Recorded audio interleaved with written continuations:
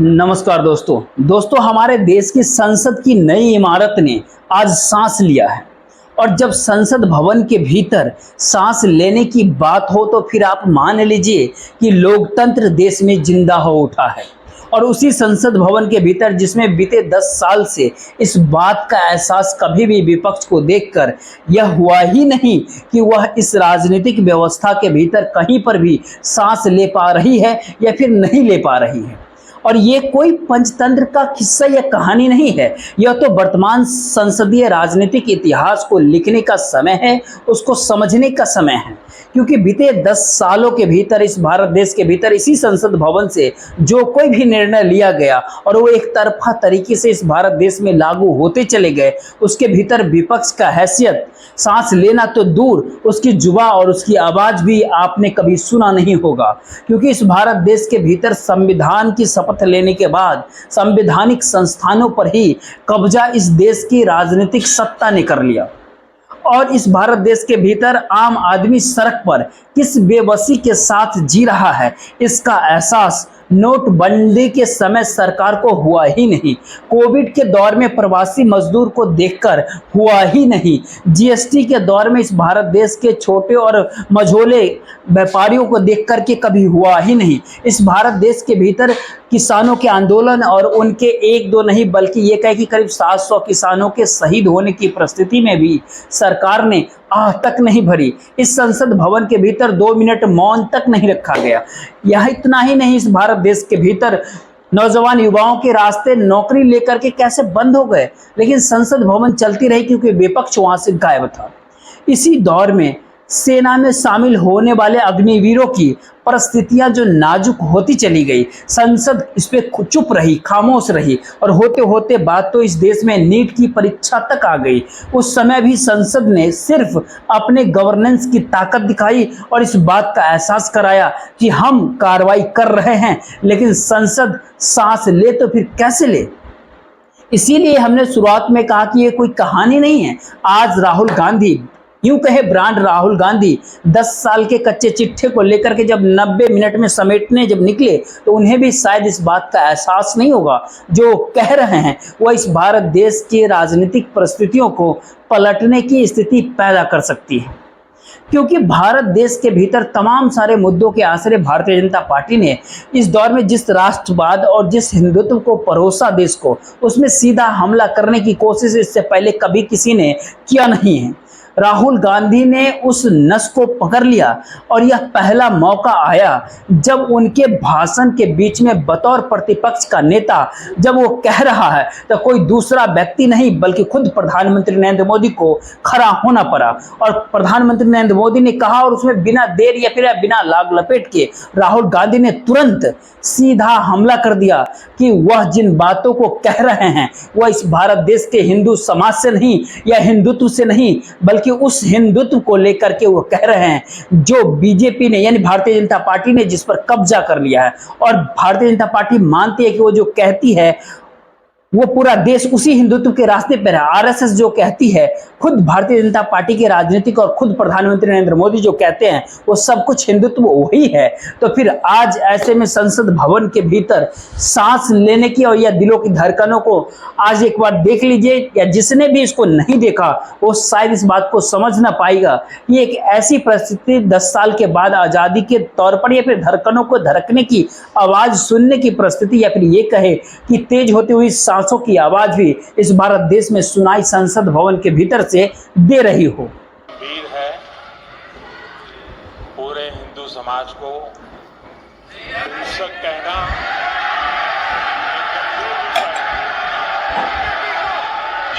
BJP को आपको नहीं, नरेंद्र मोदी जी पूरा हिंदू समाज नहीं है, बीजेपी पूरा हिंदू समाज नहीं है, आरएसएस पूरा हिंदू समाज नहीं है।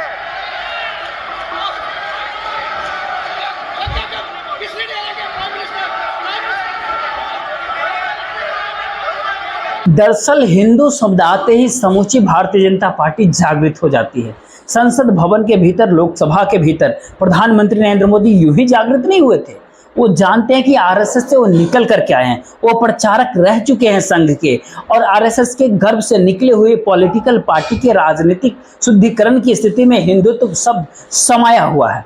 इसीलिए इस देश में राहुल गांधी ने संसद भवन के भीतर जिस आवाज में, जिस बुलंदी के साथ और जिन तस्वीरों के आसरे इस बात का जिक्र करने लगे कि हिंदू धर्म में तो कहीं भी हिंसा है नहीं, और हिंदू धर्म तो कहीं न कहीं किसी न किसी रूप में अहिंसा के साथ साथ यह भी बताता है कि डरना नहीं चाहिए। और डरना नहीं चाहिए तो इसका ये साफ साफ मतलब नहीं होता कि कोई डराने निकल जाए और उसके बाद कहे कि हम हिंदू हैं। भारतीय जनता पार्टी के क्या यह ऐसी परिस्थिति सियासी तौर पर इस भारत देश के भीतर सत्ता को संभालते हुए सामाजिक ध्रुवीकरण की स्थिति को पैदा कर चुकी हो, और बार बार विपक्ष इसी नाम को लेकर के बात खा जाता है। दरअसल शिव के पोस्टर से लेकर के और कहे अलग अलग धर्मों का जिक्र करते हुए राहुल गांधी ने उसी नब्ज को आज धर पकड़ा, और जिन बातों को जिस तर्ज पे राहुल गांधी कह रहे थे उसमें सीधा सा मैसेज यही था कि दरअसल भारतीय जनता पार्टी जिस हिंदुत्व का जिक्र करती है या फिर जिस हिंदुत्व को लेकर के वह मान लेती है कि उसने समूचे भारत देश और समाज और तमाम सारे समुदाय का ठेका ले रखा है, ये बिल्कुल गलत है और इस अंदाज को हर किसी को समझना पड़ेगा।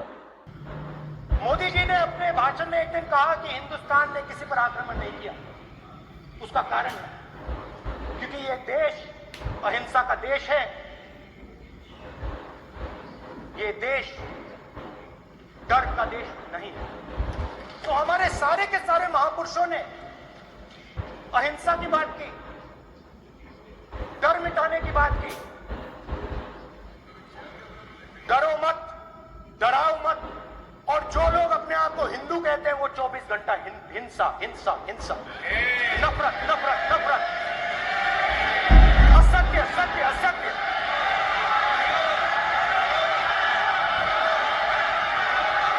आप हिंदू हो ही नहीं।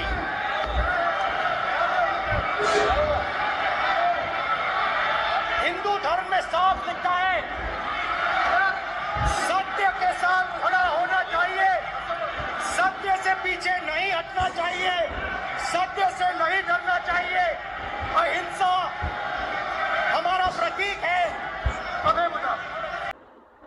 तो क्या राहुल गांधी ने भारतीय जनता पार्टी, आरएसएस या फिर प्रधानमंत्री नरेंद्र मोदी के उस आवरण को ही उतार करके रख दिया, जिस आवरण के छांव तले जिन राजनीतिक परिस्थितियों का जिक्र करके सत्ता में आई भारतीय जनता पार्टी, खुद नरेंद्र मोदी सियासी तौर पर लगातार इस देश में जिक्र करते रहे, आज खुले तौर पर चुनौती राहुल गांधी ने लोकसभा के भीतर ही दे दिया, क्योंकि वह उन सारी परिस्थितियों को उठा रहे थे कि इस भारत देश के भीतर में कोई भी व्यक्ति अगर सरकार के खिलाफ अगर खड़ा हो जाए या फिर सरकार से सवाल पूछ ले या फिर सरकार की नीतियों को लेकर के सवाल खड़ा कर दे तो उसको बख्शा नहीं जाता है, और विरोधियों को तो बिल्कुल ही नहीं बख्शा जाता है। और अपनी बात को कहते कहते राहुल गांधी ने यहाँ तक कहा कि खुद उनके साथ क्या हुआ। 21 मुकदमे दर्ज कर लिए गए, ईडी ने 55 घंटे तक उनसे पूछताछ किया और उसके बाद उनकी संसद सदस्यता तक छीन ली गई। इसी दौर में उनका सरकारी आवास तक छीना गया, और इस भारत देश के भीतर में एक मुख्यमंत्री अभी भी जेल के भीतर है, एक मुख्यमंत्री को छोड़ा जरूर गया है। और इसके साथ ही वो तमाम सारे इस देश में मुद्दे जो नोटबंदी से लेकर के नीट पेपर लीक या नीट स्कैम तक के जो इस देश में लगातार रेंगते रहे, एक एक करके राहुल गांधी ने संसद भवन के भीतर रखना जब शुरू किया तो निशाने पर कोई दूसरा व्यक्ति नहीं था, बल्कि निशाने पर भारत देश के प्रधानमंत्री नरेंद्र मोदी ही थे।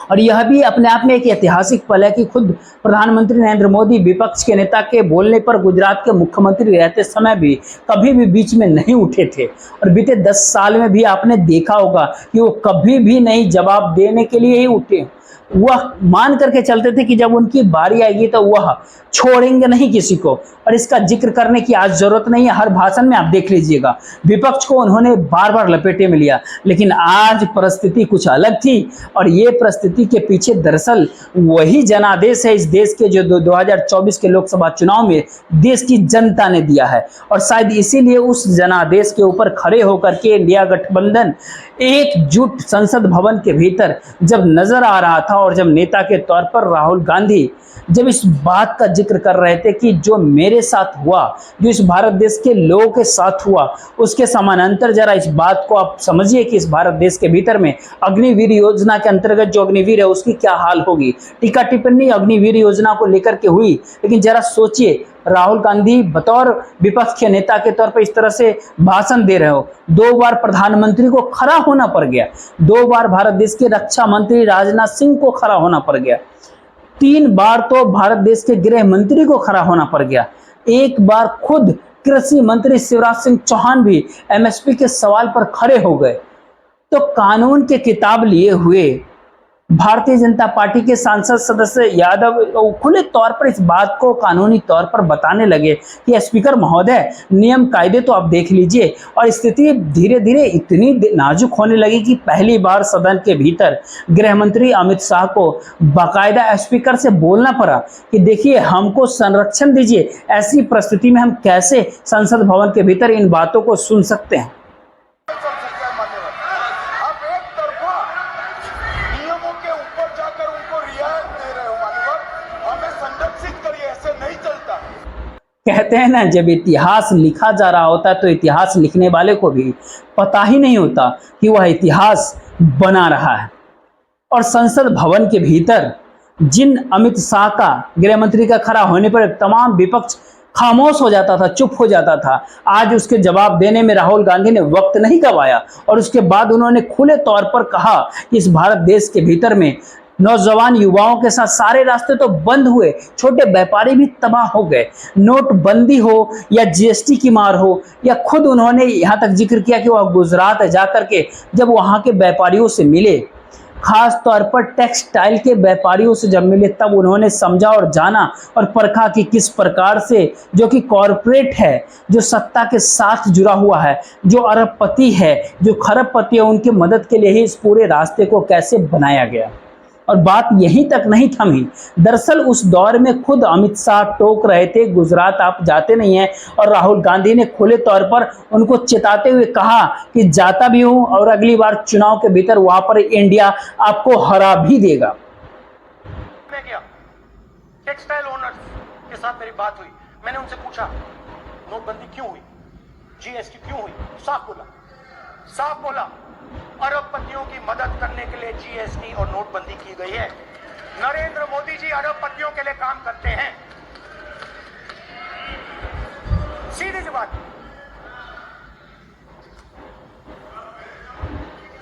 मैं जाता रहता हूं और आपको गुजरात में हराएंगे इस बार। आप लिख के ले लो, आपको ऑपोजिशन इंडिया गठबंधन गुजरात में हराने जा रहा है। बात अडानी तक और गुजरात तक आ ही गया। दरअसल आज संसद भवन के भीतर जब कांग्रेस के नेता राहुल गांधी का भाषण शुरू हुआ, उन्होंने जैसे ही शिव जी की एक तस्वीर को उठाया, किसी को इस बात का एहसास ही नहीं था कि दरअसल शिव जी के जरिए वह जिस ताने बाने को राजनीतिक तौर पर बुनने वाले हैं, उसके कटघरे में कोई दूसरा व्यक्ति नहीं बल्कि भारत देश के प्रधानमंत्री नरेंद्र मोदी खड़े होंगे और उनके साथ खड़े हुए अमित शाह भी नजर आएंगे। और इतना ही भर नहीं, स्पीकर की भूमिका भी कहीं न कहीं उसी कटघरे के भीतर खड़ी नजर आनी चाहिए। यह अंदेशे के साथ वह एक एक वक्तव्य को, एक एक बात को बहुत ही शालीनता के साथ और बहुत ही बेबाकी के साथ वो लगातार संसद भवन के भीतर बोलते चले गए। यानी ये कहे कि अरबपतियों को, खरबपतियों को मदद करने के साथ इस भारत देश के भीतर एमएसएमई का खत्म हो जाना। आप खुद ही नहीं जानते होंगे कि एमएसएमई के मंत्री कौन हैं आज, और अगर ऐसे में आज भी ये जानकारी नहीं होगी तो आपको ये भी नहीं पता होगा कि इससे पहले कौन था। अब खुद ही आप सोच करके देखिए, इससे पहले नारायण राणे थे, आज जीतन राम मांझी है। लेकिन किसको ध्यान होगा कि क्योंकि सब कुछ प्रधानमंत्री नरेंद्र मोदी कार्यालय से इस भारत देश के भीतर चलते रहा, और यही वह डर का जिक्र न केवल इस भारत देश के आम नागरिकों के साथ जोड़कर बल्कि भारतीय जनता पार्टी के भीतर भी यह डर कैसे समाया हुआ है, इसको भी बाखूबी उभारते हुए राहुल गांधी ने एक ऐसी परिस्थिति इस भारत देश के सामने रखा जिसमें कोई भी निर्णय लिया जा रहा हो तो वह निर्णय ऐसा लगे कि खुद प्रधानमंत्री नरेंद्र मोदी परमात्मा के कहने पे ले रहे हैं। यानी ये कहे कि प्रधानमंत्री ने जिन बातों का जिक्र किया था कि वो बायोलॉजिकल नहीं है और वह तो अवतरित और वो उनका सीधा एक संवाद है। इसी को आधार बना करके इसको आप एक तंज कसना नहीं कह सकते, आप एक वो व्यंग करना भी नहीं कह सकते, क्योंकि इस भारत देश के साथ जो व्यंग लगातार बीते 10 सालों के भीतर प्रधानमंत्री नरेंद्र मोदी ने अपनी ताकत के साथ किया है, उसकी सही जानकारी और हकीकत और उस सच्चाई को कौन बताएगा, क्योंकि हर किसी को चुप करा दिया। और आज भी राहुल गांधी ने जब संसद भवन के भीतर ये सारे सवाल खड़ा किया कि आखिर मेरा माइक बंद हो जाता है, जब कैमरा मेरे ऊपर रहना चाहिए तो कैमरा आप पर चला जाता है। राहुल गांधी शोर मचाते हुए दिखे और उन्होंने पूछा भी आखिरकार बटन और उंगलियां किसके पास होती हैं। और पता नहीं कि उस दौर में हमें भी 2018 का वो घटना याद है जब टेलीविजन के ऊपर जो उस चैनल के भीतर जब प्रधानमंत्री नरेंद्र मोदी ने किसान की आय दोगुनी करने को लेकर के जब सवाल उठाया था, उस दिन से लेकर के लगातार 10-12 दिनों तक पता नहीं किसके पास वो बटन होता था, कब न्यूज़ चैनल पर रेंगती हुई पूरी खबरें ब्लैकआउट हो जाती थी। उस समय भी ये सारे सवाल थे कि आखिरकार किसकी उंगलियां रहती है, किसका दिमाग रहता है, लेकिन भारत देश को एक ही व्यक्ति के पास था और उसी के आश्रय बीते 10 सालों के भीतर इस भारत देश को तमाम गवर्नेंस के आश्रय तमाम इस भारत देश के संस्थान जो संवैधानिक संस्थान है, स्वच्छ संस्थान है, उनके जरिए इस भारत देश ने देखा है, जानते समझते हैं कि उंगलियां किसकी होती होगी। और ये सवाल संसद भवन के भीतर फिर राहुल गांधी ने उठा ही दिया। ये सारे सवाल यानी सियासी तौर पर जो भी मुद्दे इस भारत देश के भीतर में एक कह सकते हैं डर और नफरत को अगर पैदा करते हो, उसी दायरे में ला करके अगर इस भारत देश के भीतर कोई अगर सवाल ना करे और अगर कर दे सवाल तो फिर उसके खिलाफ कार्रवाई कर दी जाएगी। ऐसी परिस्थिति के भीतर बोलने की स्थिति संसद भवन के भीतर कई मौकों पर रही है। नेहरू के समय में लोहिया बोला करते थे, जयप्रकाश नारायण ने भी आवाज़ उठाई। यह स्थिति इंदिरा गांधी के दौर में भी विपक्ष के नेताओं ने बहुत लंबे तरीके से चीज़ों को उठाया है और इन सारी परिस्थितियों के दायरे में कांग्रेस की कभी भी कोई भी सरकार रही हो, विपक्ष ने इसको बाखूबी उठाया है। लेकिन बीते 10 वर्षों में 10 सालों में आप उस संसदीय राजनीतिक परिस्थितियों को भूल जाइए।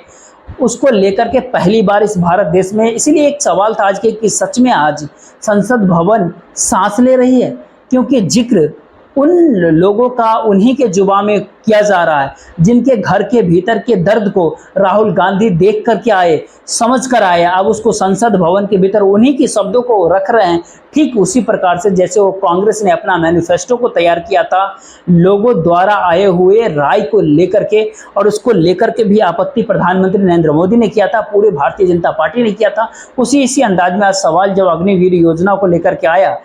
तो फिर एक ही झटके में फिर से रक्षा मंत्री उठ खड़े हुए और पूरे भारतीय जनता पार्टी खड़ी होती चली गई। छोटे से घर में अग्निवीर शहीद हुआ, लैंडमाइन ब्लास्ट में शहीद हुआ। मैं उसे शहीद कह रहा हूं, मगर हिंदुस्तान की सरकार उसे शहीद नहीं कहती। नरेंद्र मोदी उसे शहीद नहीं कहते, नरेंद्र मोदी उसे अग्निवीर कहते हैं। उस घर को पेंशन नहीं मिलेगी, उस घर को कंपनसेशन नहीं मिलेगी, शहीद का दर्जा नहीं मिलेगा। और बेचारे बैठे हुए थे, 3 बहनें थी, एक साथ बैठी हुई थी, रो रही थी। एक जवान और दूसरे जवान के बीच में फूट डालते हो कि एक को पेंशन मिलेगी, एक को शहीद का दर्जा मिलेगा, दूसरे को नहीं मिलेगा, और फिर अपने आप को देशभक्त कहते हो। ये कैसे देशभक्त है? सवाल केवल अग्निवीर भर का नहीं था, सवाल तो इस भारत देश में किसानों का है। सवाल एमएसपी क्या है, सवाल किसानों को आतंकवादी किसने कहा, उनके आंदोलन के रास्ते में कीले किसने गाड़ दिया। इस भारत देश के भीतर में जितने भी मुद्दे बीते 10 सालों के भीतर उठने चाहिए थे वह उठे क्यों नहीं? तो क्या ऐसे में संसद भवन के भीतर विपक्ष के पास अगर संख्या बल ना हो तो लोकतंत्र तानाशाही में बदली जा सकती? यानी ये सारे सवाल उठा नहीं, लेकिन ये सारे सवाल कहीं ना कहीं आज राहुल गांधी के भाषण के जरिए लगातार ये देखने को मिला, क्योंकि जिन मुद्दों को वह लगातार उठा रहे थे उन सारे मुद्दों के आश्रय ये बार बार संसद भवन के भीतर सवाल था कि नोटबंदी कोई आज का फैसला तो नहीं है, जीएसटी कोई आज का फैसला तो नहीं है, किसानों को लेकर के जो सरकार फैसले ले रही थी वो कोई आज का फैसला तो नहीं है, अडानी के पास कौड़ियों के मॉल या कॉरपोरेट के हिस्से में जिस तरीके से इस भारत देश के पीएसयू थमाते चले गए। जो निजीकरण की स्थिति है वह कोई आज की परिस्थिति तो है नहीं। यानी आप ध्यान देंगे तो सरकार द्वारा लिया गया हर निर्णय, हर फैसला अगर आज राहुल गांधी के जुआ के ऊपर रेंग रहा था या उनके भाषण का हिस्सा था और वो अभी भी मौजू लग रहा था या फिर उसमें समूचा विपक्ष एकजुट होकर के करतल ध्वनि के भीतर शोर मचा रहा था, हाँ ये सच है, तो इसका मतलब है कि बीते 10 सालों से ये संसद भवन चल ही नहीं रहा था। यहाँ पर संख्या बल विपक्ष की गायब थी, लापता थी, तो मनमर्जी तरीके से इस भारत देश के लोकतंत्र को हाँका जा रहा था। ये सियासी तौर पर यह परिस्थिति हो सकती है कि जब इसके ऊपर तमाम सारी चीज़ों को जब टटोला देखा तो उसमें एक सवाल होता है कि आखिर भूमि अधिग्रहण को लेकर के इस भारत देश के भीतर जितने भी प्रोजेक्ट चल रहे हैं उन प्रोजेक्ट के सिलसिले में यहाँ के जो किसान हो या एक सामान्य नागरिक हो, उनकी जो जमीन ली गई, वो जो भूमि अधिग्रहण के मार्फत जो मुआवजा उनको मिलना चाहिए था उसको दे पाने की स्थिति में मौजूदा सरकार नहीं है। बहुत दूर जाने की बात नहीं है, दिल्ली से सटा हुआ एक ग्रेटर नोएडा का क्षेत्र है, वहाँ पे बन रहा हवाई अड्डा, वहाँ के भी करीब करीब दर्जन भर ऐसे गांव आज भी आंदोलनरत हैं कि उनको पैसा नहीं मिला जो भूमि अधिग्रहण के तहत उनको मिलना चाहिए था। इस भारत देश के भीतर में करीब करीब 700 योजनाएं ऐसे हैं जो अटकी हुई इसलिए है क्योंकि जमीन जो ले रही है सरकार और उसकी एवज में जो भूमि अधिग्रहण बिल लाया गया था उसको इस दौर में खत्म कर दिया गया। और कहते हैं ताकत के आश्रय जमीन को हथिया लेना, और इसी का असर अयोध्या के भीतर दिखाई दिया क्योंकि अयोध्या का जिक्र करते समय राहुल गांधी ने वहां के सांसद अवधेश प्रसाद सिंह को साथ में रख करके खड़ा किया और कहा कि वहां क्या मुश्किल हालात है, तो वहां भी वही बात निकल करके आई कि दरअसल हवाई अड्डा बना, उसके लिए जो जमीन ली गई वो मुआवजा वहां नहीं दिया गया। उस मंदिर को बनाने को लेकर के जो वहाँ के छोटी छोटी गलियों के भीतर छोटे छोटे मंदिर थे या फिर लोगों के घर पे जो सब कुछ ध्वस्त कर दिया गया, यह परिस्थिति बनारस के भीतर भी हुआ। यानी ये कहे कि लोगों के साथ न जुड़ना और जिन परिस्थितियों को अपने वोट बैंक के आश्रय खड़ा कर देना, उसके भीतर देश की जनता अगर दूर हो जाएगी तो जनादेश ऐसा ही आएगा और अयोध्या की हार इसके प्रतीक के तौर पर। यानी लेकिन इन तमाम सारी बातों का एक दूसरा सच तो यह भी है कि इस भारत देश के भीतर में जो मजदूर है, किसान है, उसकी माली स्थिति इन नोटबंदी के बाद से असंगठित क्षेत्रों के भीतर करीब करीब 22% देश के मजदूरों के पास काम धीरे धीरे खत्म हो गया, वो धीरे धीरे काम छोड़कर मनरेगा के मजदूरों में तब्दील हो गए। आखिर जीएसटी के आवरण तले इस भारत देश के छोटे व्यापारी पूरे तरीके से खत्म होते चले गए धीरे धीरे। कोविड काल के दौरान की और उसके बाद की जो परिस्थिति, जो एमएसएमई को पैसा देने का जो जिक्र था वो कहाँ दिया गया कोई नहीं जानता। यानी ये कहे जो जो फैसले लिए जा रहे थे उन सारे फैसलों के पीछे कहीं भी कोई सरोकार क्या देश की आम जनता से क्या नहीं थे। और पहली बार संसद भवन के भीतर लगा ऐसे कि 10 साल के बाद संसद भवन एक झटके में जागृत हो गई है या उस खुले आसमान तले सांस लेना चाहती है। यानी इन सारे बातों के बावजूद भी अगर प्रधानमंत्री नरेंद्र मोदी इन्हीं 10 सालों के सत्ता को लेकर यह बात कहते रहे कि मेरा परमात्मा से सीधा संवाद है, तो ऐसे में राहुल गांधी ने इस परिस्थिति को भी उभारा और इस भारत देश की त्रासदी को भी बताया।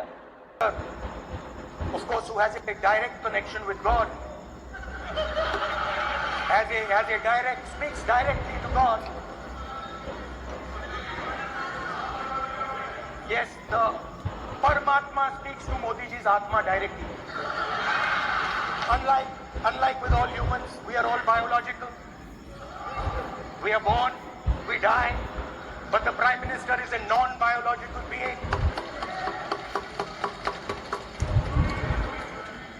And the Prime Minister says Gandhi is dead. And Gandhi was revived by a movie. Can you understand the ignorance? That Gandhi is dead and a movie revived the father of the nation. हो सकता है कि ये सुनते समय आप भी ये महसूस कर रहे हो कि क्या सच में बीते 10 साल में जिन मुद्दों पर जो बहस संसद भवन के भीतर होनी चाहिए थी वह हुआ ही नहीं, और इस भारत देश का समूचा मीडिया कहते हैं लगातार लगा रहा कि वह सत्ता के लिए ही सारी बातों को कहे, कोई सवाल नहीं पूछे। इस भारत देश के तमाम संस्थानों ने भी सत्ता की कालीन को ओढ़ लिया और उसके भीतर चलने लगे। यानी समाज या देश के भीतर में उठने वाले सारे सवाल अगर एक ही झटके में गायब हो जाए और आपको केवल और केवल सत्ता और उसकी आवाज़ ही आपके कानों में गूंजे, तो उसके बाद यह कहने की ज़रूरत होनी ही नहीं चाहिए कि दरअसल लोकतंत्र है कहाँ। एक ही नज़रिया पूरे भारत देश के भीतर अगर 10 साल से चलता रहा और पहली बार संसद भवन के भीतर इस बात का जिक्र हो रहा हो कि जिन मुद्दों पर आप फैसला ले रहे थे, निर्णय ले रहे थे, उन सारे मुद्दों के आश्रय आपने जो फैसले लिए उसका प्रभाव क्या है। मणिपुर प्रधानमंत्री नरेंद्र मोदी गए नहीं, और प्रधानमंत्री नरेंद्र मोदी ने जाने की सोची भी नहीं। जब कर्नाटक का चुनाव हो रहा था तब मणिपुर में हिंसा की आग लगी थी, और वहाँ पर जो तनाव की परिस्थिति जो हिंसा में तब्दील हो गई, उसके बाद से 1 साल बीत गया, दूसरा साल बीत गया, लेकिन प्रधानमंत्री नरेंद्र मोदी मणिपुर नहीं पहुंचे। प्रधानमंत्री भारत देश के हैं, हर प्रांत के हैं, हर राज्य के, हर क्षेत्र के हैं। वो प्रधान सेवक कहने से खुद को कतराते नहीं है। और इन परिस्थिति में अगर ताना बाना बुना जा रहा था तो फिर क्या सच में इसीलिए हर किसी को निशाने पर ये मौजूदा सरकार ले रही थी, डरा रही थी? आज राहुल गांधी इसीलिए कह रहे थे कि डरो मत। But anybody who resisted the idea of concentration of power, of concentration of wealth, of aggression on the poor, of aggression on Dalits, minorities, tribals, was crushed, violently crushed. People were put in jail, people were threatened, and I myself was attacked. मुद्दा ये नहीं है कि राहुल गांधी ने आज संसद भवन के भीतर करीब 90 मिनट के भाषण में बीते 10 साल का कच्चा चिट्ठा उभार करके रख दिया, यानी उखाड़ कर रख दिया। मुद्दा तो ये भी नहीं कि जो फैसले लिए गए वो एक तानाशाही तरीके से लिए जा रहे थे देश में। मुद्दा तो इस दौर में सबसे बड़ा यही है कि क्या संसद भवन के भीतर सत्ता अपने हिसाब से निर्णय लेते हुए, फैसले लेते हुए जब देश की आम जनता को प्रभावित करने की स्थिति में आए, तो इस भारत देश के भीतर में वो तमाम संस्थान, वो तमाम नौकरशाही, वो तमाम मीडिया घराने, वो तमाम कॉरपोरेट्स सत्ता के हो जाएं और उनके भीतर भी एक डर समा दिया जाए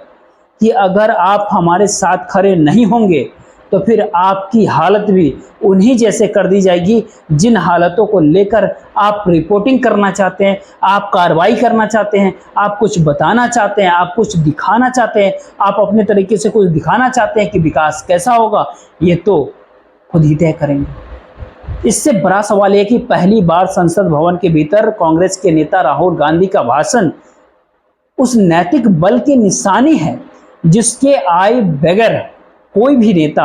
अपनी ताकत के साथ इन सारे बातों को अगर कहे और इस बात का एहसास कराए कि दरअसल इस भारत देश के भीतर संसदीय कार्यप्रणाली को भी पंचतंत्र के किस्से कहानी के तौर पर तब्दील तो नहीं किया जा रहा, और उसको तब्दील ना होने देने की परिस्थिति की लड़ाई और उसके बिगुल की शुरुआत आज संसद भवन के भीतर से राहुल गांधी ने यह कहते हुए कर दिया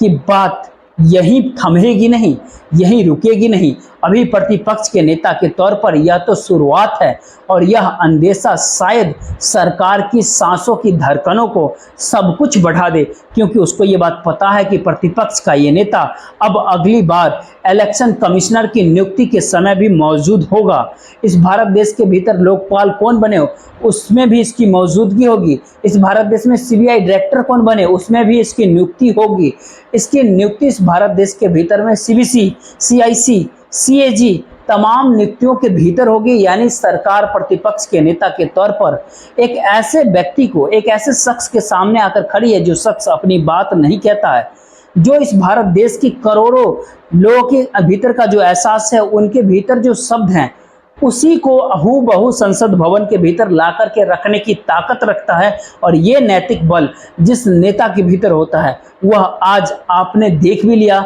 और आप समझ लीजिए इस भारत देश की राजनीति की दिशा क्या होने वाली है। बाकी इस वीडियो को बहुत लोगों तक पहुंचाइए, लाइक कीजिए, सब्सक्राइब कीजिए।